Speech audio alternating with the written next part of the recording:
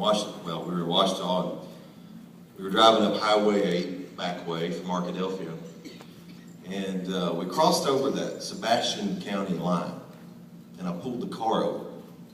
Back and looked at it. What in the world are you doing? Well, I stopped. I got out of the car, took a deep breath, let it out.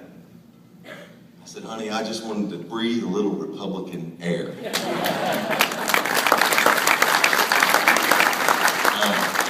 I'm from northeastern Arkansas. I'm a child of the Delta. And when you grow up in Lawrence County as a Republican, you're a punching bag. So I've always heard about this mysterious place called Fort Smith in Sebastian County. And I didn't know that when we were married that I would develop a second home. And I love Fort Smith. I love my in-laws. The only thing I hold against my mother-in-law, she's a Redskins fan. I'm a Dallas Cowboy fan. But we just agree to disagree. She doesn't root for them when they're not playing the Redskins. But I do love Fort Smith dearly, and it is an honor to be here with you and Rex and Richard Griffin. You have such wonderful leadership. The delegation from Fort Smith is wonderful. I happen to share a seat with another senator from Fort Smith, Tracy Bernard, so she's always telling me about what's going on here. If you'll think back to the 1990s and sort of the, I guess what you would say, sort of the conservative resurgence, governors and lawmakers across the country would look to states like Michigan and Wisconsin for bold policies based on conservative principles. You think welfare reform, educational choice, reining in size and growth of government. Well, today, there is one state that holds that distinction above all others. Lone Star State is set apart from all others largely, I would say, because of the leadership of Governor Rick Perry. He has a record of job creation that is unmatched in our country.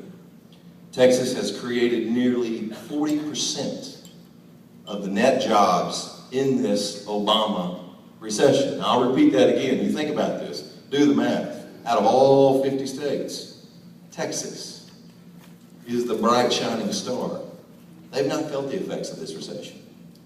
Now, I'll tell you, one of my favorite Democrats is a guy named Richard Fisher. He heads the Dallas Federal Reserve branch down there in Texas.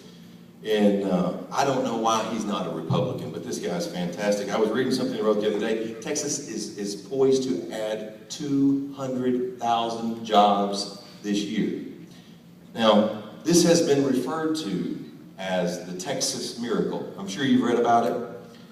But I want to tell you what, Texas is today, it is what it is today, not because of some miraculous work. Now, certainly the Lord, well, we know he's a Dallas Cowboys fan, right? That's right. And he has looked favorably on the great state of Texas. But I'll tell you this, it is because of bold leadership and hard work. This stuff does not happen by accident. Rocks don't move unless they're pushed.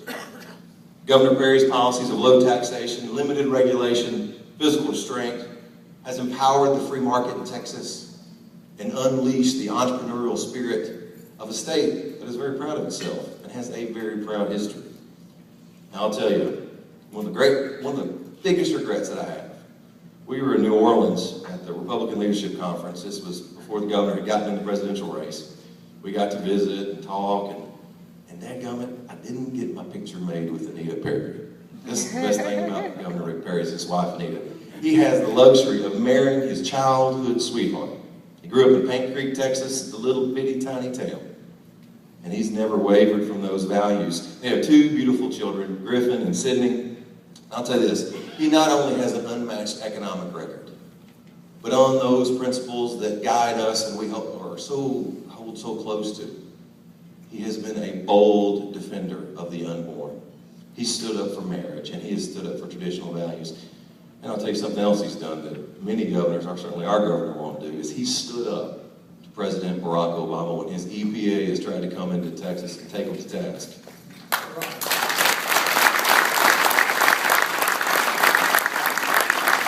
Governor is a state legislator who occasionally looks to the southwest. I want to say thank you for your leadership. Sitting next to him is my friend Bruce Westerman, who I call the best member of the Arkansas General Assembly. There ain't anybody better. used to back up Steve Atwater at the University of Arkansas, by the way. And in our conversations, Governor, it is your leadership, your bold initiative, your policies that have, in many ways, inspired us to think that in Arkansas, we can do better. And we will do better. And Doyle's right, we're going to take a majority in the Senate, we're going to take a majority in the House. And I will tell you, the people of Arkansas won't turn their back on conservative governments.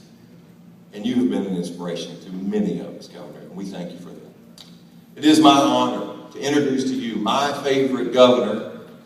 No offense, Mark, but he's my favorite governor. The Honorable Rick Perry, Governor of the great state of Texas.